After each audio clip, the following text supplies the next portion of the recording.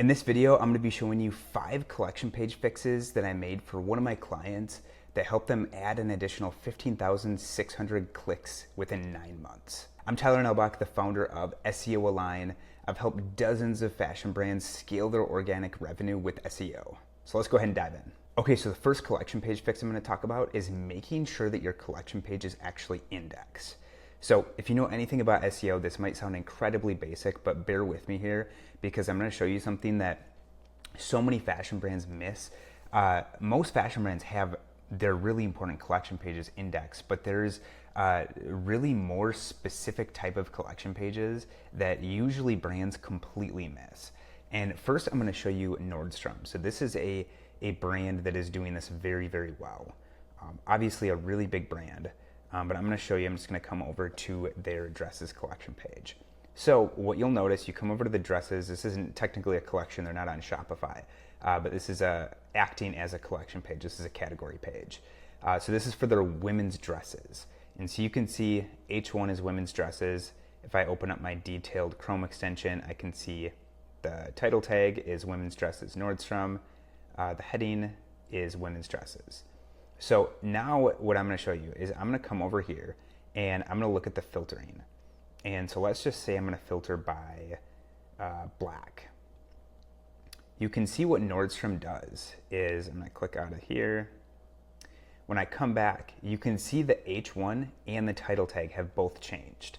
So now the title is women's black dresses and the heading is women's black dresses. This is not what happens with most fashion brands. And what happens is now that this is its own standalone page, so even though all that happened was a filter was applied, it has a new page for that specific filter, which is women's black dresses. So now Nordstrom, they're able to rank for women's dresses, but they're also able to rank for women's black dresses because they have a dedicated page for that filter. And you can see that because the H1 changed, the title tag changed. But I'm going to show you an example. I'm just going to come over to Duluth Trading, another big brand, and let's just come over to their pants category. So now if I scroll down and look at the filtering and filter by black pants, nothing changes. So we're just seeing black pants now, but the H1 is women's pants and the title tag is women's pants. And this version, so basically what's happening is it's showing that this page is indexable, but all of the information is just related to women's pants. The heading is women's pants, title tag is women's pants. So Duluth Trading, even though this page is technically indexable, they cannot rank for black women's pants with this filtered version. Very possible that they do have a separate standalone page for this, but most brands don't. Most brands completely ignore that. And why that is so important is because, and hop back to the Nordstrom example, both of these apply, but when you have a category page for women's dresses, for example, that is incredibly competitive. And unless you're at the level of Nordstrom, you're probably not going to have much of a chance of competing for that keyword yet. But when you drill down a little bit deeper, you drill down to black dresses, and you can look at some of the other filters here by brand or by size, length, short, knee length, midi. When you drill down to some of those more specific keywords, you're going to have a lot easier chance of ranking for those keywords because they're not as competitive. The nice thing about that too is the intent is higher. When someone's looking for women's dresses, they don't really know what they're looking for yet. They're very much in the early stages of browsing.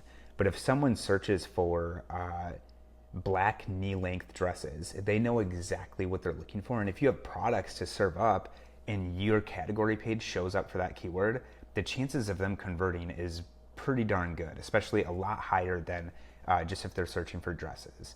So having very, very specific collection pages targeting more of those longer tail keywords is so important because people, if you look at like SEMrush or other SEO tools, you might see that the search volume for dresses or women's dresses is incredibly high, and that's like super attractive to go after. But when you really add up the amount of searches people are doing for the more specific versions of that keyword, it's a lot. And if you don't have pages set up for those more specific keywords, you don't have a chance of ranking for those keywords, and you're missing out on just a ton of opportunities. So make sure that you have indexable pages that are targeting more specific keywords. If you can't get it set up like Nordstrom does, because it can be kind of tricky to make the filtering set up in a way where it actually has a legitimate page that dynamically changes the H1 and the title tag. So if you can't do that, just with Shopify, it's really easy to create collection pages. So just create standalone collection pages. In this case, just look at what you have for filters. So if I couldn't do it with the filtering, I would just look at this and say, okay, let's create collection pages for black dresses, gray dresses, white dresses, ivory dresses, beige. You'll have a lot of collection pages, but you're gonna have a lot of opportunity that way. And then you drill down into length, then you drill down into occasion. There's a lot. And so if you don't have these set up in your filtering, use Nordstrom's as a perfect example. Just go through all of theirs and say, okay, can we create, and go deeper too. Like, can we create a page for formal dresses? And then deeper than that, can we create a page for black formal dresses, green formal dresses? If you have these pages set up, you are just creating so many more opportunities to rank for keywords. And like I said, the higher intent keywords that actually are going to convert a lot better. So use Nordstrom's as an example because they do this very, very well. And it obviously shows in their SEO value. Obviously, they have a ton of authority too, so they're kind of a powerhouse. But I absolutely love looking at Nordstrom as a really good example of how to do SEO right. Okay, now let's talk about the next collection page fix, and this one's really easy but really important, is make sure that you have the exact keyword that you're targeting in the title tag and the H1. So like I said, really easy way to check this. This extension, this is a Chrome extension, it's completely free, it's called Detailed, and it's really kind of nice because you can open it up on any page and you can see exactly what the title tag is, you can see what the heading is. So really important pieces if you're trying to rank for women's black dresses, for example, make sure that exact keyword is in the title tag and make sure the exact keyword is in the H1. You don't have to get fancy here, just make sure that exact keyword is in there and you'll be good to go there. Okay, so the next collection page fix I'm going to talk about is making sure that you don't have multiple pages targeting the same keyword. So that in SEO language, that's referred to as keyword cannibalization. And it can really, really impact you in a negative way because what normally happens is Google's looking for relevant pages that you have for specific keywords. And if you have multiple pages that are targeting the same keyword, Google gets confused. They don't really know what to do with that. They don't know which page they should rank. Usually no pages rank as a result. So you need to make it incredibly clear. Like for example, if you're targeting women's black dresses, have one category page for women's black dresses and make sure you do not have any other categories for that. It's super important. I have seen that cause some really big problems for brands, and it's kind of a really tough cleanup if that's something that's like done at scale. When there's a lot to clean up, it can just get tough. So try to avoid that at all costs. Likely, if your site has been around for a while, you probably have some instances of this. Just from your site being around a while, and you've probably created a lot of collection pages. But a really good way to check this is like look at your most important collection pages and just do I'm just going to copy their domain. One thing you can do is open up a private browser, site : domain name, and then enter the keyword. So we'll just say black dresses. And what you'll see then is you're going to see all of the pages in general on the site that are relevant for black dresses. And this is what's kind of nice about this is Google is telling you what they believe to be relevant for black dresses. So kind of looking down the list here, we have little black dresses, women's black dresses under $100. Also a really good way to see just other examples of the ways that Nordstrom has category pages. So if you look at this, you'll see if you have two pages that are targeting the same exact keyword, but like this doesn't concern me. We have little black dresses and then we have black dresses. It's a completely different thing. Same thing with black dresses under $100, different intent. This one's an interesting example. So in this case, I would want to do a little bit more digging to see what's going on with these because they're both indexed and they look to be very, very similar pages with different URLs. You can see that change a little bit. And you can see the products, it looks like they change a little bit too. There's the exact number of items. But this is one I want to do a little bit of research in because this could be holding your site back from ranking for the keyword black dresses. So just look at this. You're not going to have as big of a task as Nordstrom would with this because they've got a massive site. But definitely look at this because this can be the difference between you ranking well, bringing in really good traffic and revenue for keywords versus not bringing in traffic at all. So really important, make sure you look at this. Make sure you only have one page targeting each specific keyword on your site. Okay, so the next collection page fix I'm going to talk about is making sure that you have text content underneath your products on your collection page. So I'm going to open up one of Lulu's category pages because they are a brand that does this really, really well. So what they have is basically they've got their title here, they've got their products, and then if you scroll all the way down underneath the products, they have text content. So basically what's happening here is Google relies really, really heavily on text content to figure out what a page is about. Collection pages by nature do not have that much text content. They have basically your H1 and then the products, and then you have your title tag too, but that's it. So they don't have that much text to work from. And so by having text content underneath the products, you're giving a lot more information to Google about what this page is about. So the only thing I would be cautious about with this is to make sure that your text isn't too long. So Lulu's, they've got quite a bit of content underneath here, and you don't need that much content. I would say like 2 to 3 paragraphs is the sweet spot. What you want to avoid is you want to avoid Google mistaking this page for a blog post. It's because when you have this much text content, you're kind of on the edge there. And Google wants to serve up for, like, when people are searching for dresses, Google's going to want to serve up category pages. They don't really want to serve up blog posts. And if Google thinks this is a blog post, they might not rank it. So making sure that your page matches the intent is really, really important. So it's a matter of just kind of finding that balance of making it clear that this is a category page, but also giving Google a little bit of text content to work with. So in this example, I think like having this amount of text content would be absolutely perfect. They go kind of crazy with it. Not on every page I've noticed. It seems like they're important pages. They've added a lot of text content, but you don't need this much. So I would stick to like 2 to 3 paragraphs. That seems to be a really good amount of text that has worked really well for my clients. So just like I said, make sure it's underneath the products. You do not want it above the products because then what happens is it pushes the products down, creates a bad user experience. Your conversion rate goes down, and that actually hurts your SEO in the meantime, because what happens is Google is seeing that people are not having a great user experience, and they're going to impact your rankings in a negative way because of that.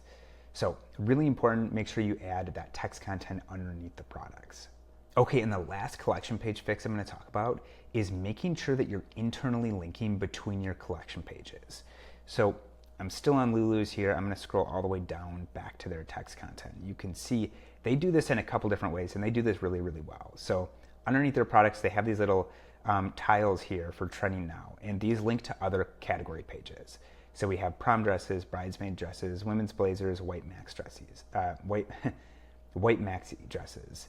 And what's happening here is they're trying to pass authority through to other pages.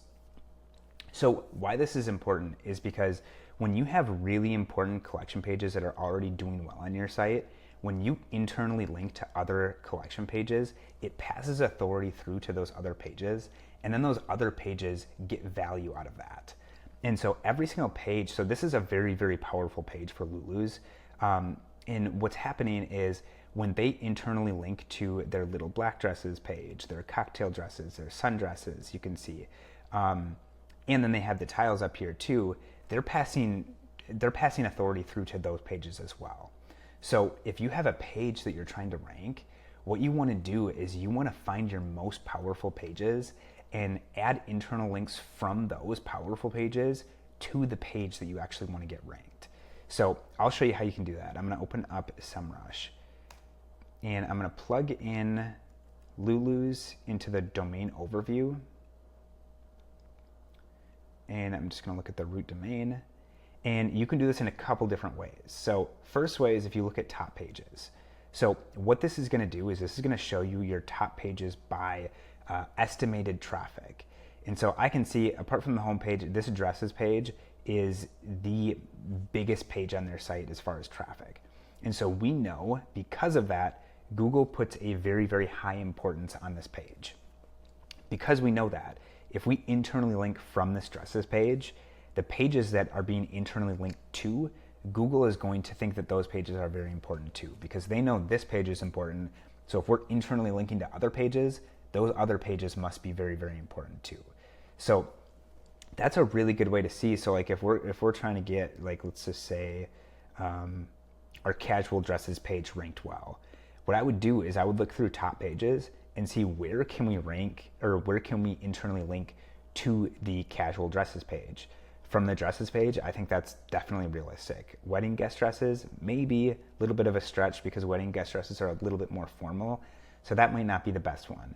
But really kind of just scroll through and see where you can include internal links from, because when you do this from your really important pages, it's just showing Google that you're saying these other pages are super important too. And this is a very, very powerful way to improve your rankings. I've done this at scale for a lot of my clients, and you can see a really big difference really fast.